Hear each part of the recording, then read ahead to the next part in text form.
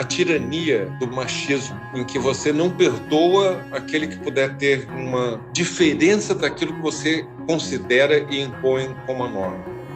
Ninguém faz opção. Como é que eu vou convencer um cara que é cis e hétero de que você tem que transar com um homem? Não vai. Vamos colocar no ponto de vista global, nós temos 70 países onde é ilegal qualquer prática da homossexualidade do homem, porque eles nem concebem que uma mulher possa ser lésbica. Transsexual, então, é uma coisa inimaginável. Essa é a vocação que eu tenho hoje, de poder ser ativista, de poder brigar. Que teve que ditadura? Teve sim, não adianta negar. E não adianta glorificar, e não adianta achar que o pecado da ditadura foi ter matado só 300 ou 3 mil, que devia ter matado 30 mil. Eu vivo falando para os jovens assim, como é que vocês não vão para a rua, gente? É por medo? Poxa, seja homem, enfrenta. Não é fácil, não. Eu morria de medo, mas a gente ia. Olá, bem-vindo, bem-vinda, bem-vinde ao Al Masculina. Eu sou Paulo Azevedo e conto com a parceria de Conrado Góes, Glaura Santos e Vitor Vieira. E hoje continuamos com a conversa com o médico gerontologista Alexandre Kalash nesta segunda parte do episódio 47. E você já sabe que existem no mínimo 3 maneiras de você ajudar o Al Masculina. Siga de 5 estrelas no nosso perfil no Spotify ou no seu agregador preferido e deixe seu comentário. Indique uma das conversas anteriores que trazem visões diversas das masculinidades para alguém próximo de você. Para ajudar a manter o Al Masculina no ar, participe da nossa campanha de financiamento coletivo que traz sorteios e benefícios exclusivos para os nossos apoiadores. E também acompanhe as dicas nas nossas redes sociais, Facebook/Almasculina Podcast, no Twitter e no Instagram @Almasculina, e se inscreva no nosso canal no YouTube e leve a Almasculina para mais gente. 2 anos de Almasculina, por Cacau Holden, nosso convidado do episódio 40. Oi, eu sou Cacau Holden. Parabéns ao Masculina pelos seus 2 anos. Foi um prazer e uma honra imensa participar desse projeto que é tão importante, tão rico, um espaço de troca de ideias, de reflexões, de sentimentos, de elaboração de vida longa. Nessa primeira parte, a gente falou muito sobre as referências das masculinidades, autocuidado, desses pilares para envelhecer bem. Nessa segunda, eu queria abrir com uma pergunta de um convidado que passou aqui pela Masculina, que enviou uma pergunta aqui para você. Vamos ouvir. Olá, doutor Alexandre. Eu sou o Pedro Pires, já estive aqui presente no Al Masculina no Encontro 45 e hoje volto para te fazer uma pergunta. É sabido que a população trans tem expectativa de vida de até 35 anos. Com base nisso, gostaria de te perguntar como você vê o envelhecimento dessa população. Uma outra pergunta seria se você já atendeu ou conhece alguma pessoa trans idosa. Conheço sim. Conheço e é excepcional conhecer, porque a expectativa de vida de trans é muito baixa. Essa talvez seja a violência mais cruel, a tirania do machismo, em que você não perdoa aquele que puder ter uma diferença daquilo que você considera e impõe como a norma. Então, nós temos esse desafio muito grande. Nós temos que rever isso. A questão da sexualidade, da orientação sexual. E as pessoas ainda continuam falando de opções. Não tem opção nada. Ninguém faz opção. Como é que eu vou convencer um cara que é cis e hétero de que você tem que transar com um homem? Não vai. Orientação é uma história. Essa imposição que a gente acaba recebendo tem vieses muito difíceis. Paulo, eu quando cheguei na Organização Mundial da Saúde, em 1994, apenas 7 anos separavam o fato da OMS ter tirado a homossexualidade da lista de doenças. Se for doença, isso abre a porta para que você possa tratar a doença. Então, vamos cuidar, vamos curar. Cura gay, eletrochoque. Isso nós estamos aqui no Brasil ainda com a perspectiva de se voltar atrás contra tudo que a evidência mostra.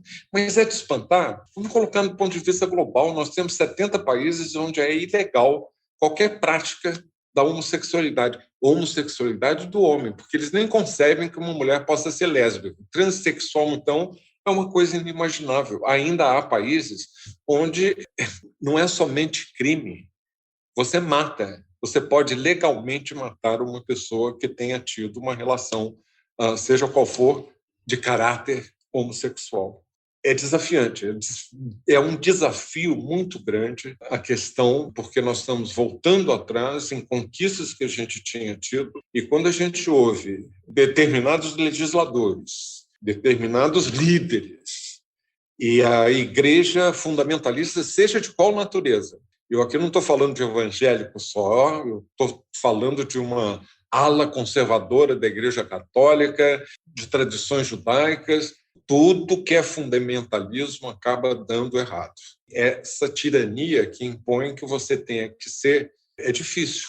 É difícil, e se é difícil para quem tem 35 anos, imagina escapar tudo isso. Imagina o que é para essa geração que custou muito e foi dolorido sair do armário, ter que ser enfiado de volta para trás, porque envelheceu. Eu vi um podcast uma vez falando do despreparo da área médica para a diversidade, mesmo que essa diversidade seja enorme. Então, nesse podcast, citava um pouco do despreparo médico para atender homossexuais, lésbicas, não binários, transexuais, sempre considerando um protocolo heteronormativo no atendimento. Como é que você vê isso? Assim, isso mudou? Está mudando dentro das faculdades? Não está mudando. É raríssimo você ter uma faculdade, digamos, de medicina, mas isso poderia se aplicar a qualquer profissão na área de saúde. Você não recebe essa formação. Há 3 coisas que faltam na formação de um médico. Entender mais sobre o curso de vida e o envelhecimento.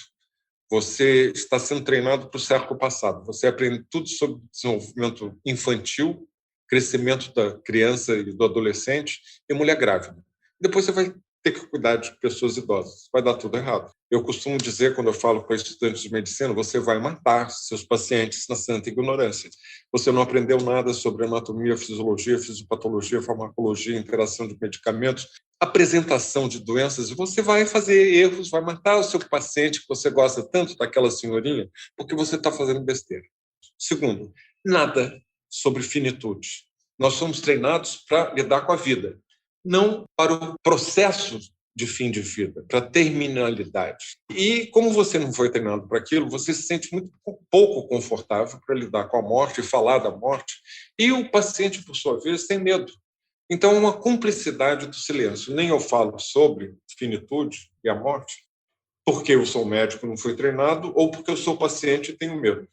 Então, casam as duas coisas. E a terceira coisa que falta é falar sobre sexualidade, de ter a liberdade, de poder chegar e falar assim, essa é uma função fisiológica a mais prazerosa e eu vou cobri-la de rótulos, eu não vou treinar o profissional da saúde que vai ficar cheio de dedos de perguntar, a senhora tem orgasmo?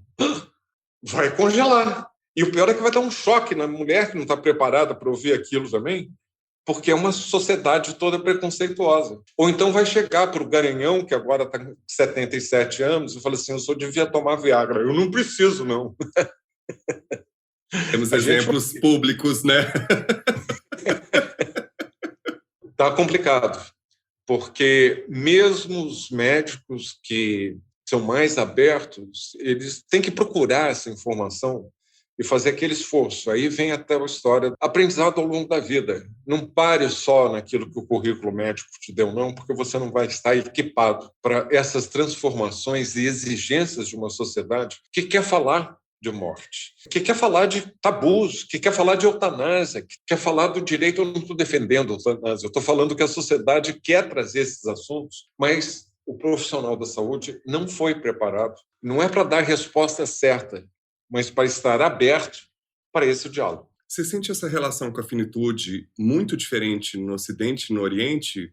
Às vezes a gente tem um preconceito de que eles têm uma sabedoria ou uma maneira de lidar com isso, inclusive pela própria espiritualidade ou religiosidade ou filosofia mais presente no cotidiano. A gente, aqui no Ocidente, essa impressão de que lá isso é mais naturalizado, né?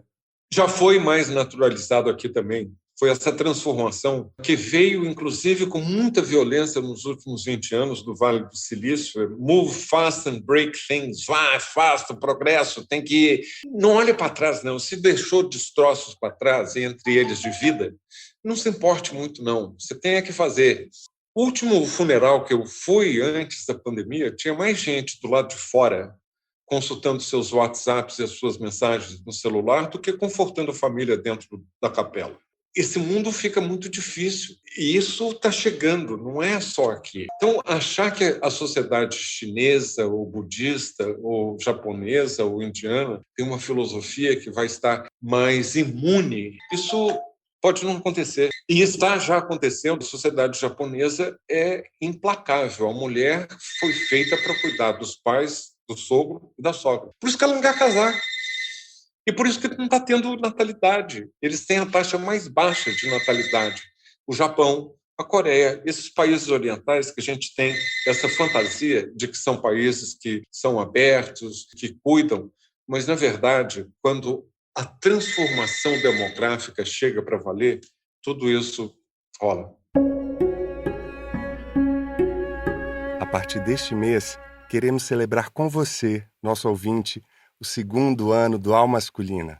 Quando começamos, não imaginávamos chegar tão longe, e você faz parte dessa história. Até aqui, foram dezenas de conversas com pessoas de diversas áreas que compartilharam de dentro para fora suas vivências e visões sobre as masculinidades. Todo esse trabalho e dedicação tem uma só razão: chegar até você para que possamos juntos, juntas e juntes, gerar ideias e reflexões para encontros mais viáveis para todo mundo. E para celebrar essa conquista, gostaríamos de contar com a sua participação. Nos envie um vídeo ou áudio por meio das nossas redes sociais ou site, comentando a importância de abordar as masculinidades, citar seu episódio preferido, de que maneira a masculina tem contribuído na sua percepção das masculinidades, enfim, convide os ouvintes a fazer parte desse espaço de resistência afetiva na podosfera.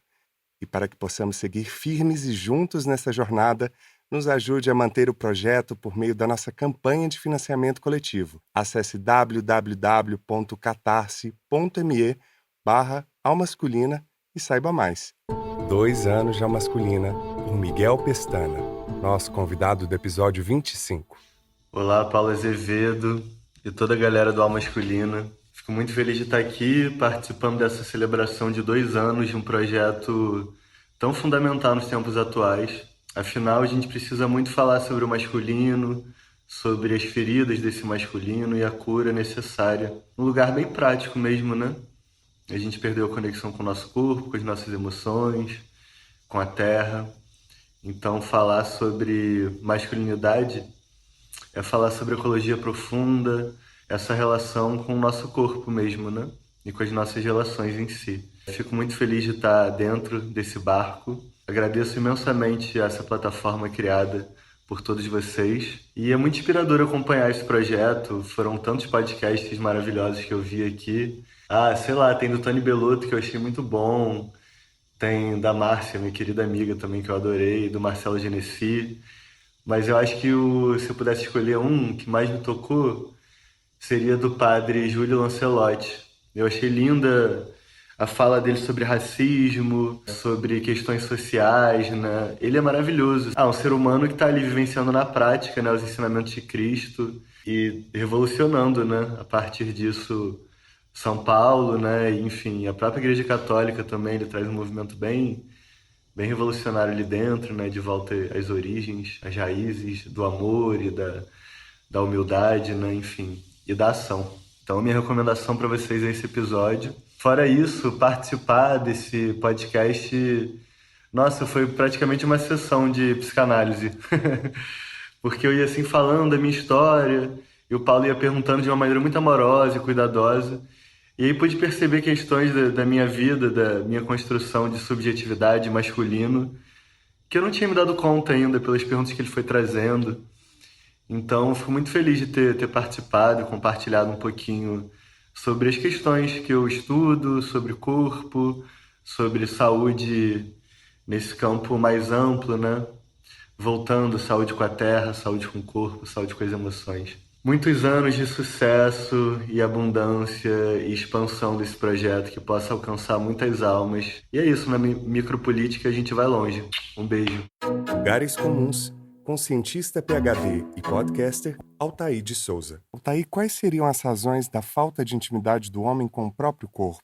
O fato de termos sido criados numa sociedade falocêntrica e uma excessiva comparação entre os homens influencia nisso? Existe de fato uma falta de intimidade do homem com o próprio corpo? É interessante essa pergunta porque a gente tem que definir o que é intimidade, né? Quando a gente vê em estudos mais formais sobre o que as pessoas entendem por intimidade com o corpo, a maior parte dos estudos são pensadas, né, quando você pensa em visão de corpo, são pensadas na mulher. Então a gente tem muitos estudos sobre como as mulheres veem o corpo, tanto de uma forma adaptativa como desadaptativa, e aí tem estudos ligando com problemas alimentares, problemas de autoimagem e por aí vai. E recentemente, isso coisa dos últimos 20 anos mais ou menos, começou-se a notar que os homens fazem parte dessa área de estudo também, né? Dessa discussão enquanto objeto de estudo. E aí tem saído uma grande quantidade de trabalho sobre isso, tanto em escalas, né? Como que você faz para medir a qualidade e o grau de autocuidado, né? Ou de percepção do próprio corpo.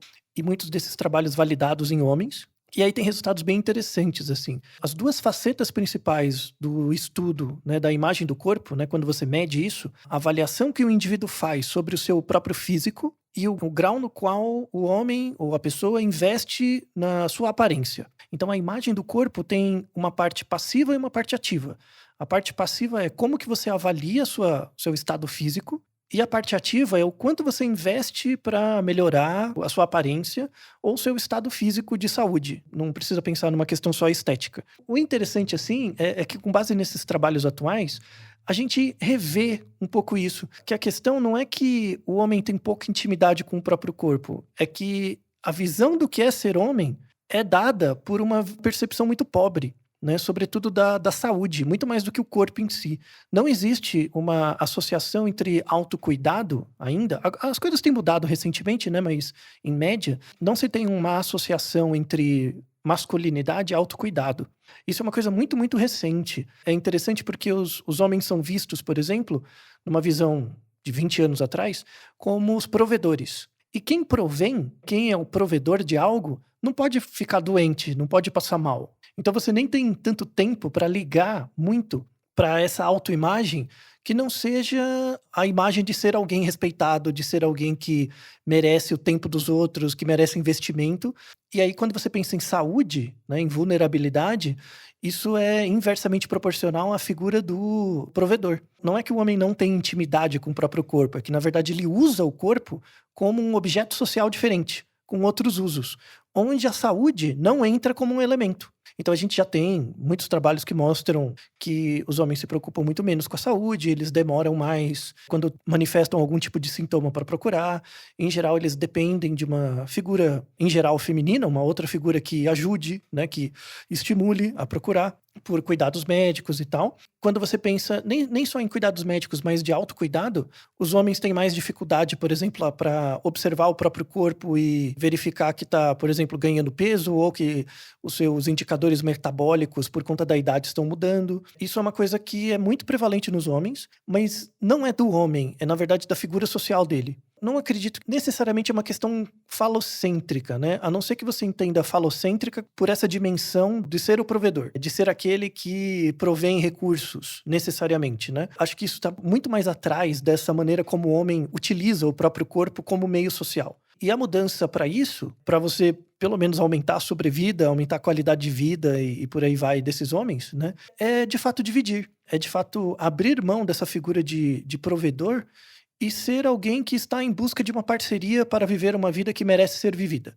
Essa parceria pode se estabelecer com um outro que não necessariamente vê esse homem como o provedor necessário, né? Na verdade, pode ser o provedor parcial, por meio de uma parceria mesmo. Isso abre espaço para o autocuidado. Então, a grande mensagem dessa resposta é assim, quando você é visto ou assume o lugar do provedor, você não tem tempo para se cuidar. Então, a sua intimidade é algo muito estereotipado. Você avalia o seu próprio estado físico, mas você investe pouco nele. Ao passo que você tornar as relações humanas, sobretudo afetivas, menos verticais e mais horizontais, passa também, um dos reflexos positivos disso, vai ser uma maior autopercepção e também um maior investimento no seu próprio cuidado com o corpo, certo? Obrigado. Hoje eu tô muito chique, eu tô com 2 da ciência aqui comigo, gente. Tá muito chique esse episódio. Kalash, você já foi surpreendido por alguma reação do seu corpo ou uma falta de escuta, uma escuta tardia nesse processo de envelhecimento? Talvez por eu ser médico e talvez por eu ter um interesse em curso de vida, por estar meio como o clínico que bota o dedo no pulso, não, surpreendido não. Mas eu queria fazer algumas observações sobre a resposta. Eu acho que ele está absolutamente correto na maior parte do que ele faz, mas eu acho ainda que a mulher tem mais intimidade, mais familiaridade com o seu corpo, por uma razão simples. Ela tem transformações ao longo da vida que são muito marcantes. A mulher tem a menarca, ela começa a menstruar. De repente, ela tem que ter uma intimidade com o seu corpo, porque ela está vendo que está acontecendo alguma coisa muito concreta a todo mês. Engravida. Há uma transformação no corpo que ela não pode negar. E cada vez mais ela vai ao pré-natal. Isso faz com que tenha também uma interação com profissionais da saúde e que o homem escapa de tudo isso. O homem só vai fazendo crescer, crescer, crescer, se desenvolve, tem um período de grande ansiedade e angústia que ele procura ocultar e não lidar com ela, que é a adolescência, que para muitos é a pior fase da vida, embora se glorifique que a adolescência é uma fase maravilhosa, não é à toa que a taxa de suicídio em muitos países, nessa faixa tão vulnerável que é a adolescência, isso o homem experimenta. E a autodestruição é um fato. Não só do suicídio, mas de hábitos que são extraordinariamente nocivos. Ele pode até saber uso de drogas, uso de álcool, a exposição a riscos, acidentes. Tudo isso é uma falta de diálogo consigo mesmo, de que estão havendo transformações que ele não quer lidar e ele não pode ligar. Não só porque ele é o provedor. Ele tem que ser o assertivo. Ele está ali para o comando. E ele não pode se dar essa liberdade de poder se ouvir. Estou falando do corpo de uma forma mais global, que também é espiritual, não o corpo como o corpo físico. Pois a mulher tem filhos e ela acompanha muito mais o desenvolvimento desses filhos. E essa observação do que está acontecendo na transformação física desses filhos dá também a ela um insight sobre as transformações do seu próprio corpo. E aí vem a menopausa. Esse é um grande momento. É um momento em que você tem um sinal assim, ó, que você não dá para escapar, porque você parou de menstruar. Não é só pelas manifestações que podem ou não acontecer, de ondas de calores, disso, daquilo, mas o fato é que você tem uma mudança súbita no seu corpo. Tem outras coisas, tem a mulher que amamenta, tem todo um processo biológico inevitável que ela tenha que estar atenta. O homem não passa por nada disso. E, infelizmente, o homem tem uma andropausa, mas ela é silenciosa. Ela vai devagarinho, ela não é abrupta, como é a menopausa para a mulher. Então, eu acho que tem também uma falta de familiarização com o seu próprio corpo, no sentido do corpo físico, que o homem pode se autonegar, fazer uma autonegação, mas a mulher não escapa. Isso tem a ver com os tabus que a gente cresce da relação com o corpo? Por exemplo, eu já citei isso várias vezes, do número de amputações penianas por falta de higiene, ou essa coisa do tocar-se, de relacionar com o próprio corpo. O homem morre de medo do momento de começar a fazer um exame de próstata. Você acha que tem a ver com esses tabus também? Bom, também não vamos comparar, que é mais fácil fazer um toque de mama do que um toque retal. Alto toque retal, eu nunca ouvi falar. Mas tem, porque você está se sentindo ali penetrado, uma violência no seu corpo, né? Está melhorando, hein? Tenho conversado com amigos meus, urologistas, e acho que uma geração que já vem mais preparada, mas eu acho que, no geral, essas mudanças todas, e você me fez uma pergunta muito direta, se eu me surpreendi. Eu não me surpreendi muito com nada, não, Paulo. Eu comecei a perder cabelo quando eu tinha 20 anos, então nem ficar careca, para mim, foi uma surpresa. Eu já cresci e me desenvolvi como adulto, sabendo que careca era o meu destino. É mais difícil para um cara que chega assim, sei lá, aos 45, 50, quando ele está querendo tudo, menos lembrar que ele está ficando velho, e o cabelo começa a cair. Entro numa angústia, meu Deus, sabe? Eu vou te confessar, eu só fiz tratamento para cabelo quando eu tinha uma namorada que a mãe dela estava muito mais assim, apaixonada por mim do que ela. Como é que é isso, gente? E ela comprava tudo quanto era creme para crescer o cabelo. Ela ficava inconformada que eu ia ficar careca. E eu falava com ela assim, dona Esther, não tem problema nenhum, eu já estou reconciliado com a ideia, não me perturba. Não, tem que usar isso. E eram coisas caras, né? Que é uma panaceia danada. Né? Acabou o namoro, os cremes foram todos para o lixo e eu fiquei careca do jeito que eu queria. Maravilhoso. E essa da sogra paqueranda, muito boa essa história. É muito bom. É o clássico Nelson Rodrigues, né? É o clássico de Nelson Rodrigues. Bem Copacabana. A partir do dia 1º de janeiro do ano que vem, a velhice passa a ser considerada uma doença pela OMS, né? Organização Mundial de Saúde, com o CID, que é a classificação internacional. Se depender de mim, não. Isso que eu queria saber. O que muda a partir disso? E, por outro lado, pesquisas apontam que em 2050 o Brasil será tão envelhecido quanto o Japão. Como é que a gente desconstrói isso que pode aumentar o preconceito, o edadismo e trazer esse assunto de uma forma mais ampla, saudável, profunda, com responsabilidade e também trazer esse assunto para discutir algo que a gente já abordou aqui, que é a questão da sexualidade a partir de 60 anos, principalmente dos homens? Bom, esse erro não foi propriamente da Organização Mundial da Saúde. A Organização Mundial da Saúde não tem tanta autonomia para decidir o que faz e o que não faz. Uma coisa chamada Assembleia Mundial da Saúde, a OMS, como a ONU, como a Organização Internacional do Trabalho, depende dos governos. E quando os governos vão lá e participam da Assembleia, é que eles vão passar resoluções daquilo que os secretariados, os diretores, começando hoje pelo Tedros, eles vão ter que fazer aquilo que foi aprovado e que é decisão da Assembleia, o órgão de governança mais importante, ou o Conselho Executivo. Se não passou por esses dois, você não vai ter liberdade de dizer eu vou fazer isso, eu vou fazer aquilo. Primeiro, não é bem a OMS. Segundo, isso foi aprovado pela Assembleia Mundial da Saúde de 2019, passou debaixo do radar, ninguém percebeu, até que o Duque de Edimburgo morreu e o médico real, o Royal Physician, que supostamente é um bom médico, né, tascou lá no atestado de óbito que ele tinha morrido de velhice. Opa! O meu filho me ligou de Londres e falou assim, pai, você sabe de que ele morreu? Eu falei assim, não. Coração, né, meu filho? 3 meses atrás ele estava no hospital com um problema cardiovascular. Não, saiu aqui no jornal que ele morreu de velhice. Que é isso, Pedro? Ninguém morre de velhice. Velhice não é doença. Sim, mas saiu no jornal. O médico passou no atestado de óbito.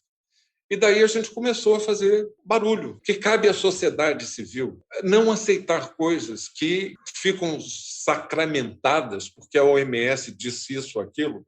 A gente tem que ir lá e ver. O que acontece? Existe um comitê que trabalha ao longo de anos para poder mudar o código que vão te dar se você tiver uma intervenção médica, uma admissão no hospital, uma alta hospitalar ou morte.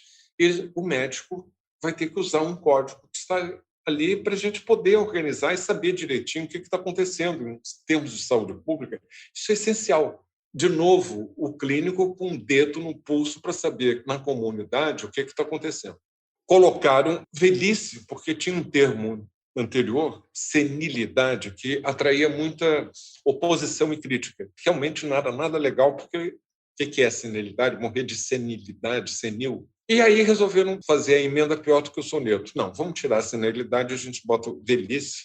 Acontece que se for uma doença ou puder ser interpretada por um médico, não é nem que a OMS esteja dizendo ali no CID futuro, que começa a entrar em vigor em 22, mas que já pode ser utilizada, não é que esteja dizendo velhice é doença, mas vai ser interpretada como tal, porque até o médico real cometeu esse erro. Primeiro problema, os nossos médicos não estão sendo formados para entender sobre velhice. Então fica muito fácil se tiver uma caixinha ali e dar um tique. Morreu de quê? Eu não sei. Então bota lá velhice. Daqui a 10 anos, bom, você não vai saber qual é o peso que tem do ponto de vista de saúde pública ou de políticas, quantos estão morrendo de Alzheimer, de doença cardiovascular, de diabetes, de problemas hormonais ou endocrinológicos, do que seja. Porque vai aumentar cada vez mais pela ignorância dos médicos, que não conhecem muito sobre envelhecimento. E, segundo, é fácil. Então, se isso acontece em um palácio de Windsor, imagina no interior do Piauí. O que aquele médico com recursos limitados, que não pôde fazer investigações sofisticadas, ele vai cair na tentação de botar que morreu de velhice. Como o número de velhos na nossa população vai dobrar nos próximos 30 anos, nós vamos ter uma epidemia de velhice. E se existe como doença, existe a oportunidade de tratar. Aí vem o interesse grande do lobby, da indústria do anti-envelhecimento. Vamos fazer coisas que não têm evidência médica nenhuma, científica, medicina osteomolecular, e não sei o quê, e as coisas bizarras, mas não falta cliente. E cliente rico, que dá lucro. Porque a sede de beber da água da eterna juventude sempre houve. Em todas as civilizações, de uma forma ou de outra. Se você pode, através de mais hormônio, mais injeção disso, mais intervenção daquilo, fazer com que as pessoas acreditem que vão ser jovens para sempre, sobretudo os homens, alma masculina, então, beleza, você tem a sopa no mel. Então, a gente está brigando e eu estou no olho desse furacão. Hoje, eu estava num call com a Organização Pan-Americana da Saúde e falei assim, não vamos aceitar esse webinar que vocês montaram para discutir isso, porque não houve consulta, não há a voz da sociedade civil, nada para nós sem nós. Não adianta vocês, experts, virem para cima de nós, tentarmos convencer de que velhice é doença, porque a gente não vai aceitar e a gente vai continuar fazendo barulho. Essa é a vocação que eu tenho hoje, de poder ser ativista, de poder brigar. Eu já brigava antes, cara. Eu vim de uma geração que foi de 68, Ai, a que gente se saudade rebelou. da sua geração, gente. Eu queria ter nascido nessa época, gente, porque enfrentava as coisas, né? Não só pelas redes sociais. Eu sinto a nossa geração muito acovardada. E a que vem abaixo de você está mais ainda silenciosa. Sim. Eu vivo falando para os jovens assim, como é que vocês não vão para a rua, gente? É por medo? Masculinidade? Poxa, seja homem, enfrenta. Não é fácil, não. Eu morria de medo. Mas a gente ia. Levar cacetada de policial não é nada fácil, perder amigos, saber que pode ser torturado. Que teve que ditadura? Teve sim, não adianta negar. E não adianta glorificar, e não adianta achar que o pecado da ditadura foi ter matado só 300 ou 3 mil, que devia ter matado 30 mil. Não, a gente gritou muito. E é o que eu sinto falta hoje.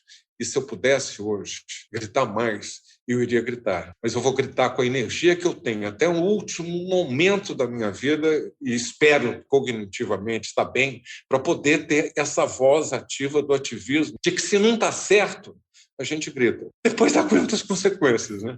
Nossa, é inspirador te ouvir. Né? A gente está usando essa plataforma aqui e a gente espera que essa plataforma chegue em lugares cada vez mais longínquos, mais distantes com essa mensagem. Kalash, como é que faz para te achar nas redes? Eu estou, através, sobretudo, do ILC Brasil, mas eu estou no Instagram, eu estou no Twitter. Nós temos o nosso site do ilcbrasil.org.br.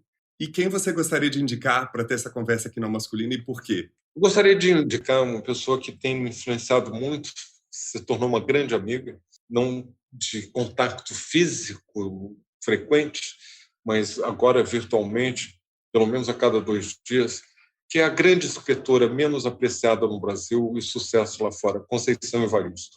Conceição é negra pobre, nasceu numa favela em Belo Horizonte, com 9 irmãos e um pai problemático. E eu ia para Belo Horizonte para ficar com os meus avós que moravam lá na época. Menino branco, usufruindo das férias, brincando na rua, sem preocupações, com a comida na prateleira.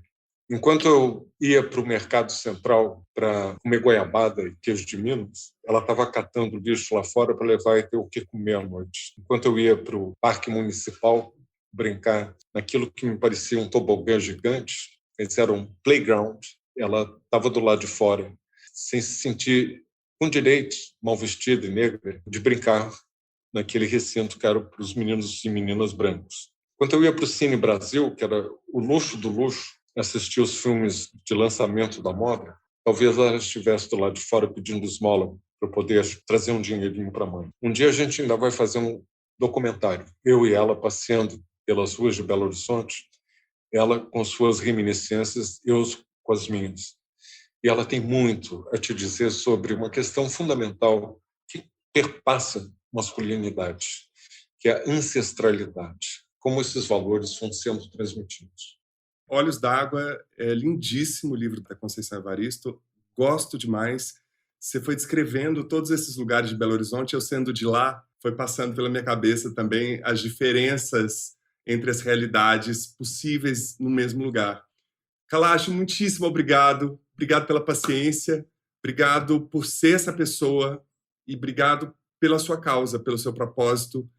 Me dá um pouco de alívio. Eu te confesso que eu fiquei muito assustado pesquisando para essa nossa conversa e eu deparei com, mesmo tendo sido criado por uma avó emprestada, não ter conhecido meus avós paternos, ter tido pouco contato depois de uma certa idade com meus avós maternos, ainda ver o quanto é distante para mim essa noção de envelhecimento, mesmo entendendo que hoje eu não troco em nenhum momento, troco minha vida de hoje por qualquer ano anterior, assim. Eu tenho consciência de que eu tenho vivido o presente e de que os propósitos vão se reinventando também para a gente sair da cama com essa mola. Obrigado, Kalash, você é foda. Desculpa a palavra, mas você falou banana, ficou todo constrangido aqui na conversa, eu tinha que falar uma palavra, você é foda. E que tenhamos mais Kalashes para que a gente possa ter o mínimo de respeito e dignidade para envelhecer nesse país. Obrigado, de coração. Foi um prazer, Paulo. Espera mais uns anozinhos, se estiver precisando de um avô postiço, eu posso até fazer o papel. Não vou esperar anos não, bobo. Eu quero agora. Eu quero casa na Avenida Atlântica. Já quero a adoção imediata. A pandemia está dando senso de urgência. Não tem isso para daqui a alguns anos. É agora. Eu quero aproveitar isso agora. Querido, um beijo grande. Muitíssimo Beijo obrigado. Também. Quanto mais cedo, melhor. Nunca é tarde demais. 2 anos de Alma Masculina, por Bernardo de Assis. Nosso convidado do episódio 26. Olá, eu sou Bernardo de Assis e estou aqui para parabenizar o Alma Masculina pelos seus 2 anos. Esse projeto que é, além de muito especial, eu diria que é essencial para as discussões atuais. Para que a gente possa pensar e repensar as inúmeras formas de masculinidade. É um projeto que contribui demais para o nosso processo de desconstrução de vieses. Vieses que nos acompanham desde sempre. Eu participei do episódio 26. Foi a primeira vez que eu estive em um podcast. E foi uma experiência extremamente sensível e bonita para mim. Enquanto eu e Paulo conversávamos sobre todas as coisas possíveis, eu pude refletir sobre o meu lugar no mundo. O meu lugar enquanto artista, enquanto transhomem, enquanto pessoa que precisa provar o tempo inteiro essa própria masculinidade e que foge das expectativas.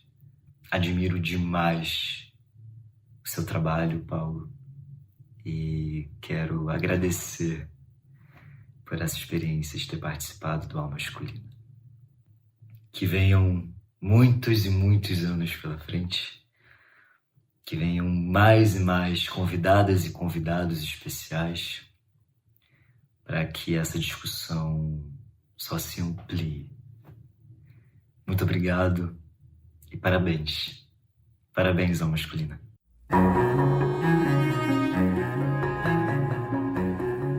Colabore para manter o Alma Masculina no ar por meio da nossa campanha de financiamento coletivo.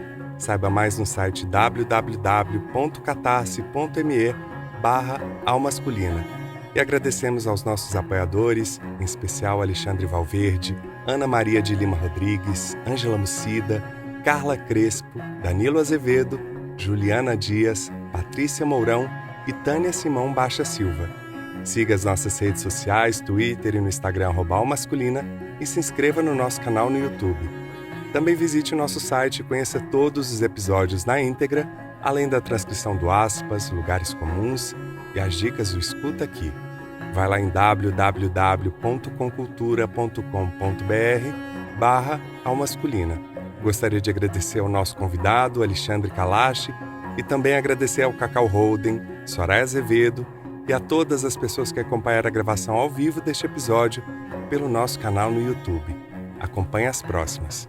O Masculina fica por aqui e é feito graças a Conrado Góes na trilha sonora original e mixagem, @Conza01, Glaura Santos na identidade visual e arte, @Glaura Santos, Vitor Vieira nas fotos, @Vitor Vieira Fotografia, e eu, Paulo Azevedo, na idealização, roteiro, edição e apresentação, @Paulo Azevedo Oficial.